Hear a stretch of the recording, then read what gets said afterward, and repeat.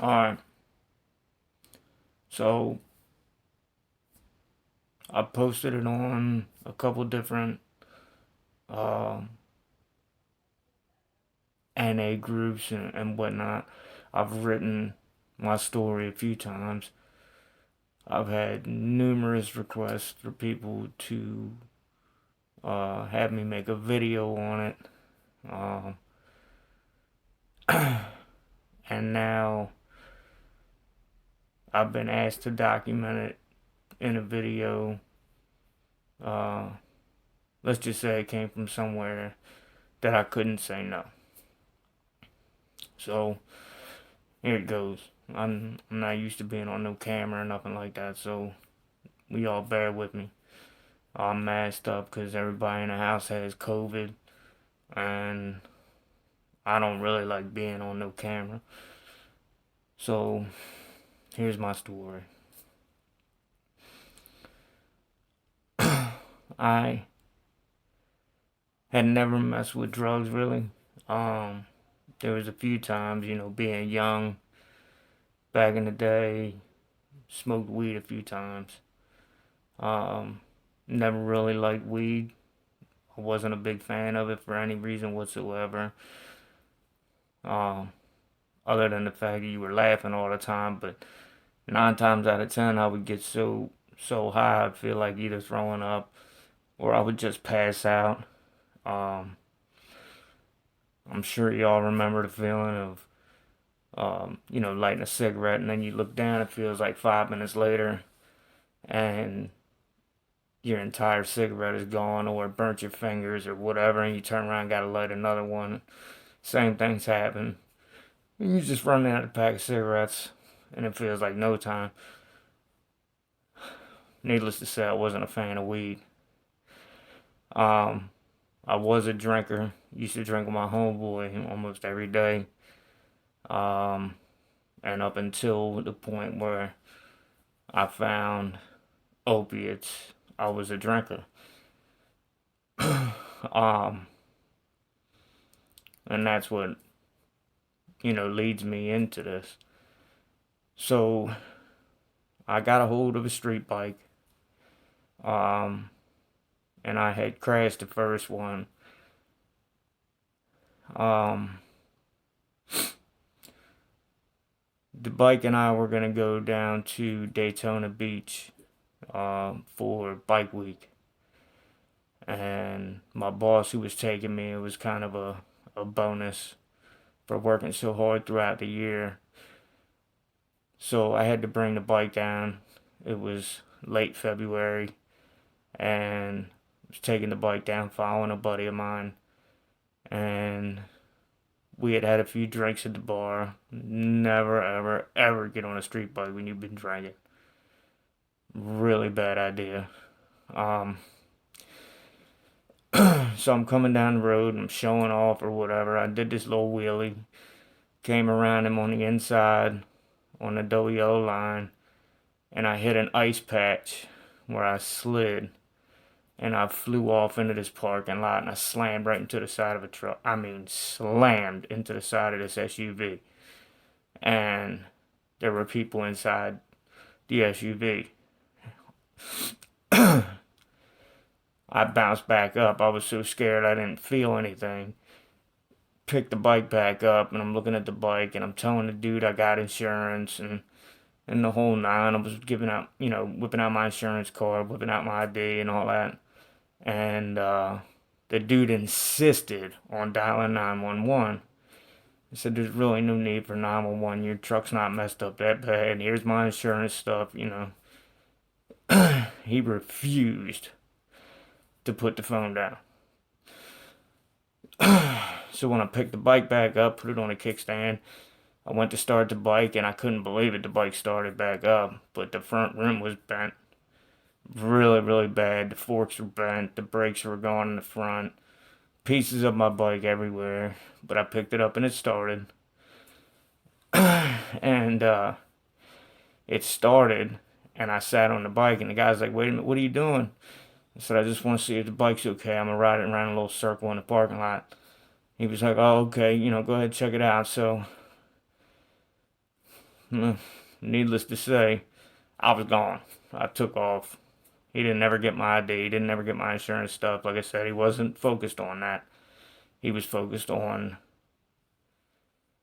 calling 911, telling me I might be internally bleeding, et cetera, et cetera.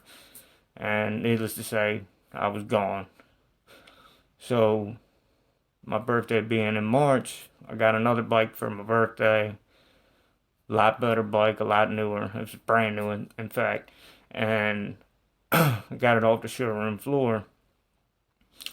And I had it for a couple months. And I went to a bar for a date with this French chick. And we had a few beers or whatever. And she invited me back to her apartment. Her idea was to play Twister. You don't say no when a girl asks you to go play Twister. So we were going, and I was wearing my favorite shirt to be out on the bike in, and it said "Will Wheelie for Booze" on the back. So I'm coming I'm coming down the road, and following the French chick to her house, and a convertible full of Mustang, a convertible full of girls pulls up next to me, and uh, I guess they took me up on the shirts offer. So I got quite a few shows, to say the least, out of the convertible. Stood the bike up, was doing a wheelie. I was up to about a buck 30, buck 40, and flew off the back of the bike. And I'm sure you guys remember uh, when you would come off the bike as a kid doing a wheelie on your bike or whatever, and you would put your feet down, and try to stop from busting your ass.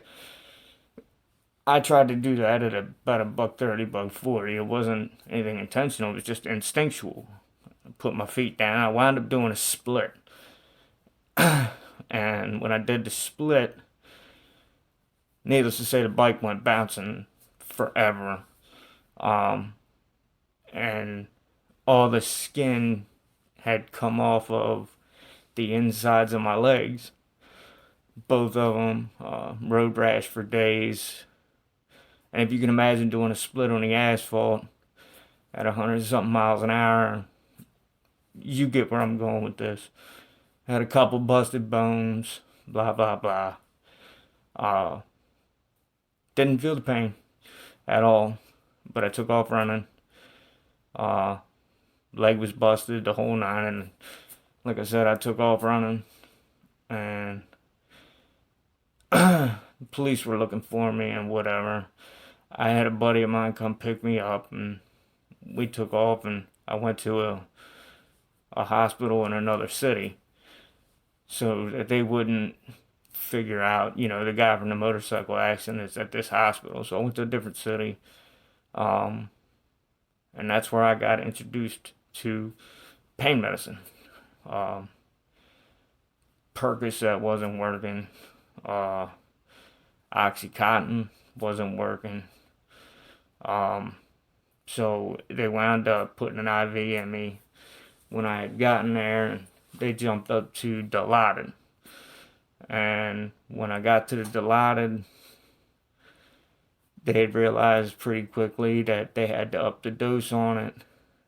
Anyway, long story short is I wound up getting a shot of a few cc's of Dilaudid every hour and a half, and I wound up getting a couple perk 15s, which graduated to perk 30s pretty quickly, every 3 or 4 hours. So, uh, yeah, I was getting a lot of pain medicine. Went home with a big bottle of pills, um, and after about 4 or 5 days, um, the wounds, when we were cleaning them, they were just bleeding profusely every time we changed the bandages. I looked like a mummy from the waist down. I mean, I still had some stuff on my arms and my shoulder, but it was nowhere near what it was on the legs. And they put this stuff on my legs for the scabs to chew the scabs away because I wouldn't have been able to move my legs when they were scabbed up that big and all the way down the length of my legs from my groin to my ankles. So it wound up getting infected. Um, Went back to the hospital and I found out my body was septic. I had a temperature of 104. Blah blah blah. I wound up spending like 87 days in the hospital to fight the infection with the bones mending and blah blah blah. They just held me there. It was like 87 days, I think, yeah. The whole time I'm getting even higher doses of the medicine, obviously, because it wasn't working and they just kept going up and up over time. So I was on skyrocket levels of pain medicine. So I get out of the hospital. I was home for about 3 or 4 days and I really started feeling pain in my abdomen. I didn't know what it was. It was more painful than the accident. It was horrible. So I couldn't use the bathroom. And that was a big problem for me. I felt like I had to use the bathroom. I couldn't use the bathroom. I wound up taking all these things to try to help me go to the bathroom. Coffee, blah, blah, blah. I was drinking, eating whatever I could, trying to make myself use the bathroom. Nothing worked. And when I knew there was a real problem was when I took some X-Lax. Took a couple X-Lax. And before the X-Lax could even dissolve, I wound up throwing up. So I called my buddy who happens to be a paramedic. And he said, if you're doing all that, something's really wrong. He come and picked me up, took me back to the hospital. Long story short is my appendix had busted. No sooner than, no later than an hour later, I was on the operating table getting my appendix done. Woke up, now I'm getting the same amount of pain medicine I was getting before, plus some for the appendix. So I get out of the hospital a few days later and I've got a bottle, probably the size of your forearm, full of Perk 30s. And I didn't give a damn about the pain medicine. I wanted my motorcycle back, which had been an impound the whole time. So I sold all the pills. Wound up getting, I didn't know what I had. I didn't know what they went for. I just sold them. I got my bike out of impound. Now looking back at it, realizing I could have had a whole lot more money. But whatever. So I get the bike out of impound, and the next couple of days I find myself sick as a dog. I had no idea why. Those of you that have been through it, and now me knowing what I know now, I know what I was going through. I was going through withdrawal, and it was my first time going through withdrawal. I had no idea what it was, but it felt like death. So I come out of that. I'm like, man, it sucked. Just thought it was the flu. Or, I just thought I was sick for some reason. I felt better after a few days and okay, let's get on with life. I wind up hooking up with a girl. And ironically enough, she's the head pharmacist at a pharmacy. Get to her house, we're hanging out. I wound up moving in with her and I discovered that she had something like a few thousand Percocets in the house. She didn't really know what she had. She just knew she liked them. She was really hard with Xanax. And she would take perks from time to time. Well, I wound up making sure the rent was paid for the year. Wound up buying a new car. Blah, blah, blah. You guys can put two and two together. But I was also eating them like candy. Got to the point where she was putting prescriptions in the computer, blah, blah, blah. So I got pretty bad on them pretty quick. So after a few months of that, I was working a sales job, and it went from having an abundant supply of them to having none. And I started having to buy them on the street and whatever. So this one particular day, Um, couldn't find anything. Couldn't find any perks anywhere. And I had many, many, many of hookups for them. Well, couldn't find any. And the dude that I was working with, he had me taking him down to Baltimore. And I would go get my things, and he would go get his stuff. And I didn't know what heroin was. I just knew I didn't want any part of it. But I took him down there because he tolerated me going down and getting mine every day. So what's fair is fair. I started getting extremely sick. Well, I went out to work that day, and I had figured I could work a few hours and come back and get some. I'd be okay. And damn, I was wrong. So I was down in Virginia, about an hour and a half away from where anything I knew was, and he had his stuff with him. And I had gotten to the point where I started throwing up. I mean, I was bad. And I was like, look, man, we got to go back. We were making a lot of money that day, and he didn't want to stop. He didn't want to stop pounding the pavement, doing our thing. So he says, if you want to feel better, you can have some of my stuff, which obviously was dope. And I didn't want no parts of it. Fought him on it for about an hour. And he stopped at a CVS, went in and bought one single needle. And he came out and he offered it to me again. And by now I'm throwing up, sweating, the whole nine, and I feel like death. And I says, all right, let's do it. But I don't know how to do it. He said, I'll do it. So he did it. He hit me in my arm, and about 10 seconds later, I jumped in the driver's seat of the truck, and I took off like a bat out of hell. And we were flying, and he's like, why are you driving like that? Where are we going? He was confused. And I looked at him straight-faced as hell, and I said, we're going back to Baltimore. I need some more of that. And that was that. From there, I was off and running.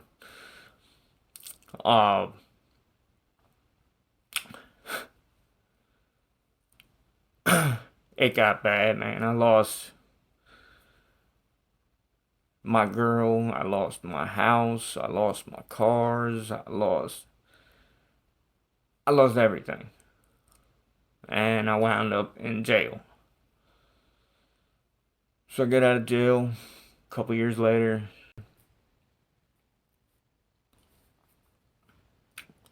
And I had flown out of state. I was up in Detroit.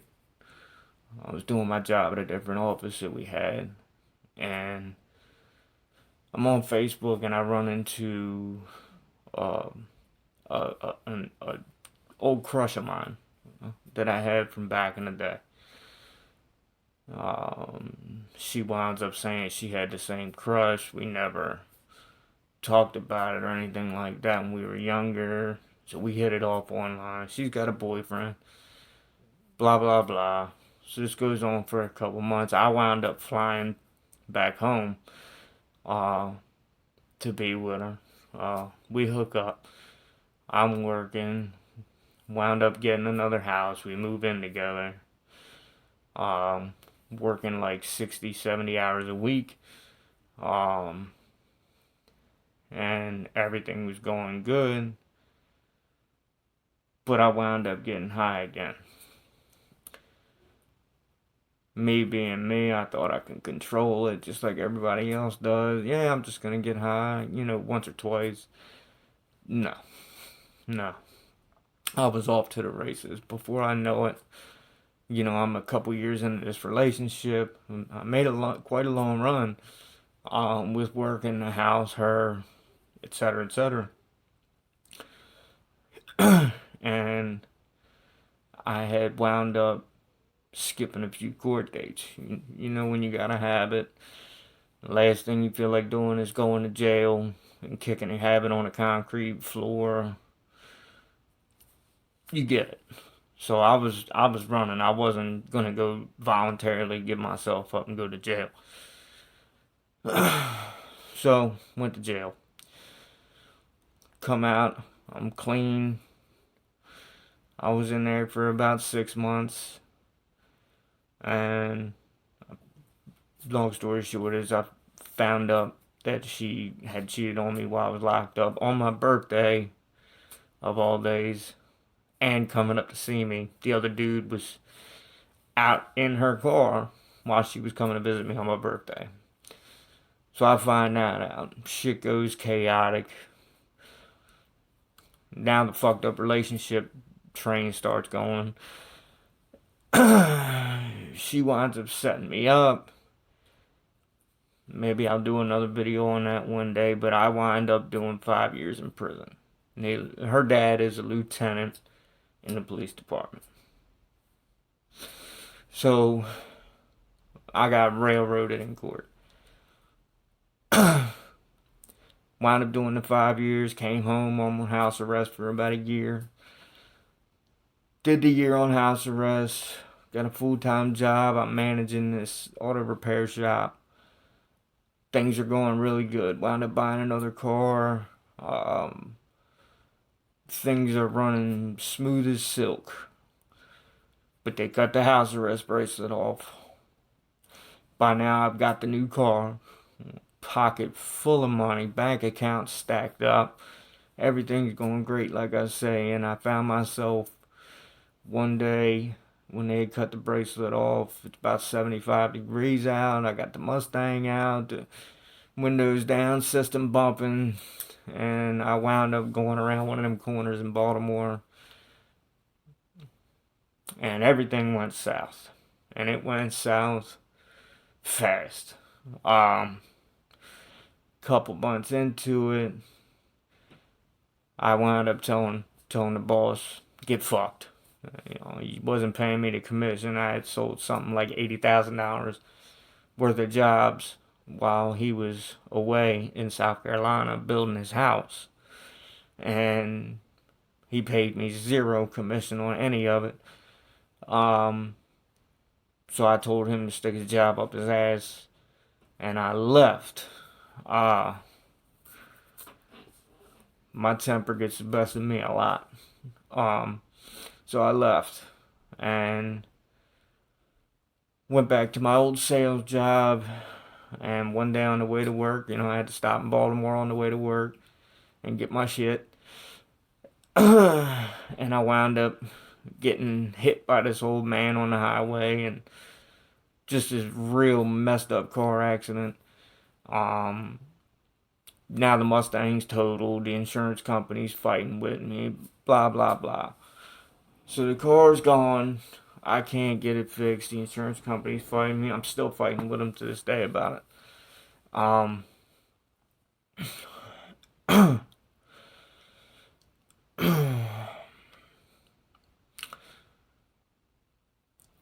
By this time with the heroin, all my veins are gone. My arms are just toast. I'm tired of looking for veins. And I started skin popping those little, the blue veins you can see like in your legs and your thighs or what have you.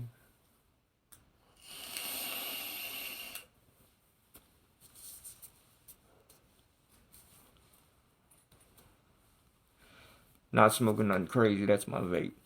Um, my leg wound up becoming infected. So my leg gets infected so bad, and I had ignored it. While I was working and whatnot, I had ignored it, and it got so bad that I had to go to the hospital. It was messed up. Couple visits to the hospital, they're talking about surgery, and besides my appendix, I never had a surgery. So I was scared of it. I didn't want to do it. I'm like, fuck that, I'm out the door. I end up coming back to the hospital one day. They were like, look, you're going to lose your leg if you don't get this surgery. So they did it, and they wound up opening this huge, huge thing on my thigh. They called it debriding the abscess. So I had this patch, if you can imagine, from the bottom of your front pocket of your jeans down to almost the top of your kneecap, my whole thigh. It was just this big, open, fleshy mess.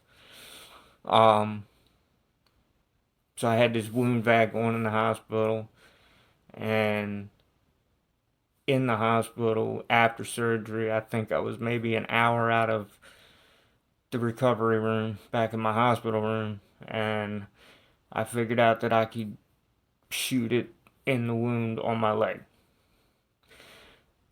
They caught me knotted out in my bathroom. They wanted to know why. Then they wanted to search my stuff. Y'all ain't the police. You ain't got no reason to search nothing. You're not searching nothing on me for no reason. And they said, well, we're going to have to call the police and you're going to have to leave the hospital. I said, I'll solve that for you. I had this big old wound vac on my leg. Made them cut it off. Still had the hose hanging off my leg. Got dressed and left the hospital. And like I said, I had realized that I could go in that leg wound.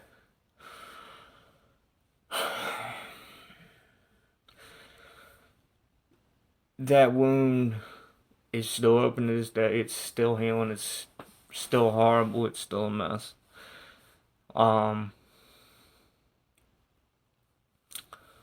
Been shooting it in it the whole time. Everybody gets tired of me. Nobody wants nothing to fucking do with me. Get thrown out of my house. All of that. And I wound up homeless the whole time I'm still shooting dope. My leg had become infected several times, as you can imagine, because this big, gigantic wound, and I'm messing with it with needles. And I'd been in the hospital roughly 20 something times. Well, throughout the 20 something times, there was these people from the county I live in, and they're from a government organization, and they keep coming by and offering me help. Several times they offered me this help, and they would tell me that I would have to go to a nursing home to get my leg taken care of before I could go to rehab. Rehabs wouldn't let me in with a wound of this magnitude because they can't take care of it there. So I'm thinking, okay, I'm gonna get the help I need. It's time to stop, and so on. And it would come time for me to go to wherever I'm going, and they would bring me in a slip of paper, and they would say, we're sorry, but this place didn't accept you. Here's a piece of paper with about 12 phone numbers on it. We wish you the best of luck. We apologize. And they would boot me right back out on the street. So I'm back to doing what I do. I just stopped going to the hospital altogether. I'm like, fuck the hospital. I'm not going no more. It is what it is. And I had gotten to the point where I was actually panhandling. Never thought I would see myself panhandling, but I did. And a cop pulls up. So I'm grabbing my shit and I'm ready to get the fuck out of there. And he's chasing me. And I'm thinking I'm going to jail. And he's telling me, no, no, no, you're not going to jail. I'm here to help you. And he wound up giving me some money to get myself straightened out, get something to eat, clean myself up or whatever. Says he'd be back tomorrow. The next day comes, and he showed up again. And the same thing, he's talking to me, and he's trying to get me to get in the car with him. I don't trust cops, never have, never will. And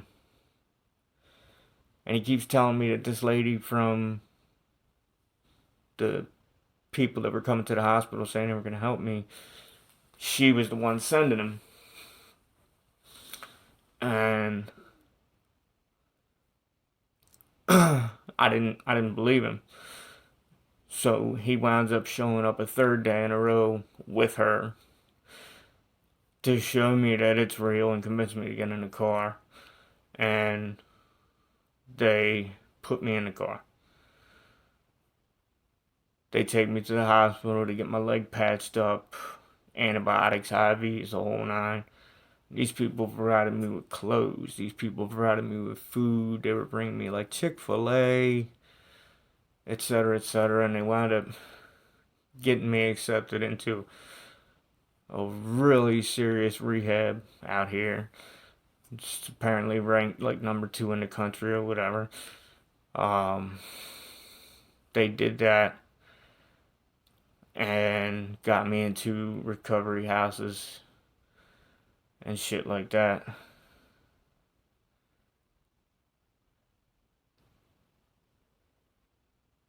So after rehab, I'm in this recovery house.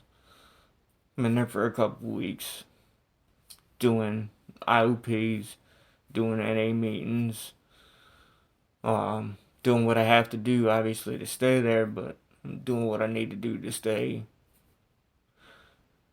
cleaned up. And I'm about 80, 85 days clean. Um, and I'm out on the porch of a recovery house one morning with a guy, and he looks at me and he's like, "Holy shit, you're not gonna believe what I just seen." Anyway, so he's drawing it all the way out. I'm like, "All right, so what is it?" Normally I don't talk to these dudes in a recovery house like that. I might say what's up to them or whatever, but we're outside in the morning drinking coffee. They're smoking, I'm vaping, whatever. And he flips his phone around and he shows me the sex offender registry. And it happens to be the assistant manager of the house that I'm in. 450-pound, 6'2" black guy. Just looks like a blimp that was just filled with jelly. Just a disgusting motherfucker. I didn't like him any fucking way. But this was just the icing on the cake.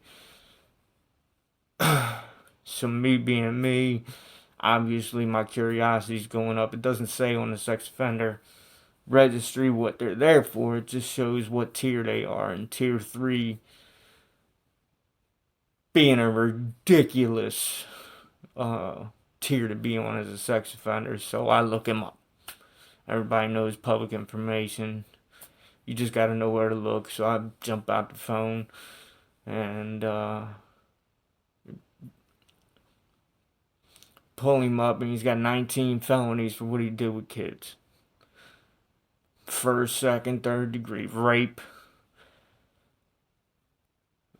Before I seen all this, I'm just praying it's not kids.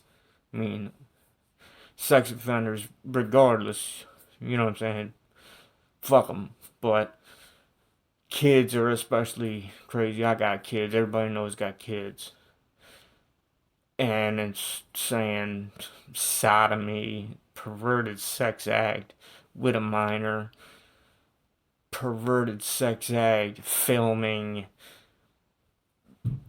Anyway, 19 felonies. What he's doing is what he's doing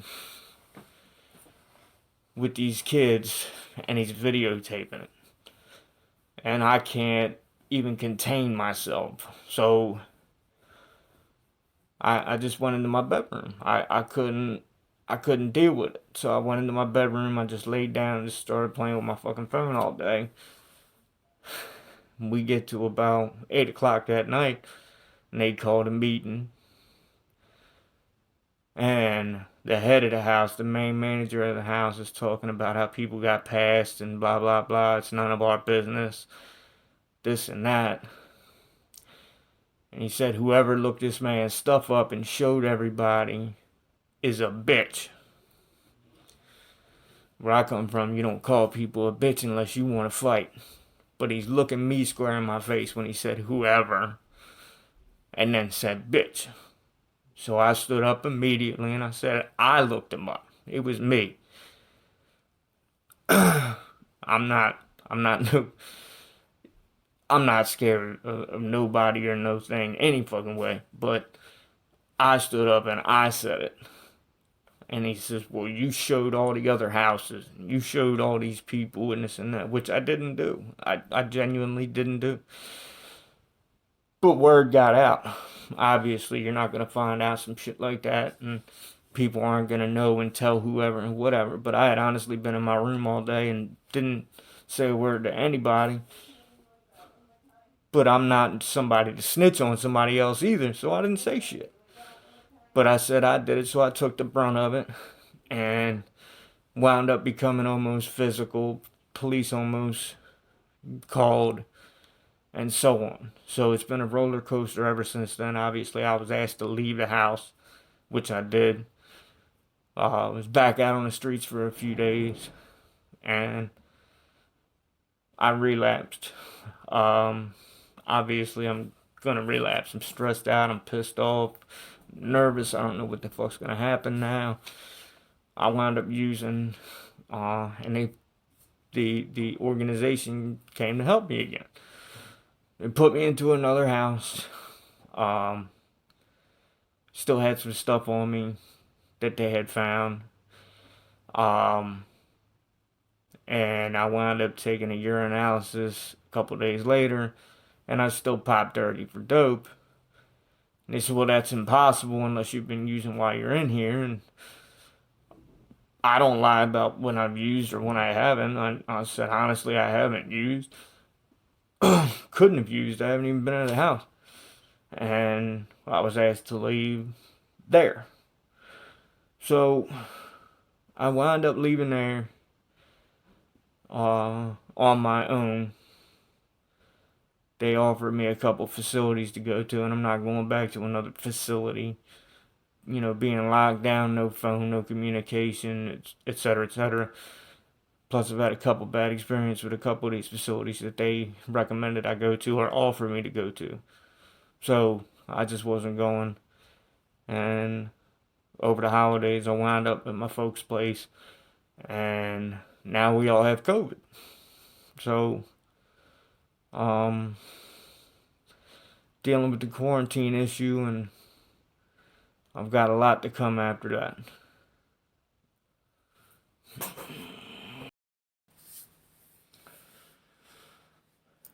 So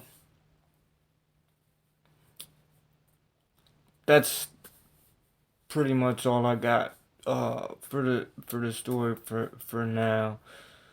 Obviously, there's plenty left to come. I don't know that I'll be doing any more videos on it. I guess it depends on what requests I get or whatever reaction comes from this comes from it. Um,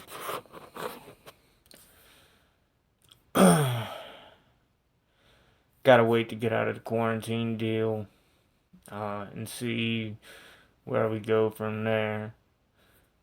But I'm definitely in a lot better place than I was a couple months ago, running and gunning, doing what I have to do to get money, to get high. I don't have to wake up every morning now and chase the money and chase the dope. I've got people in my corner, and I've got people that are there to help me.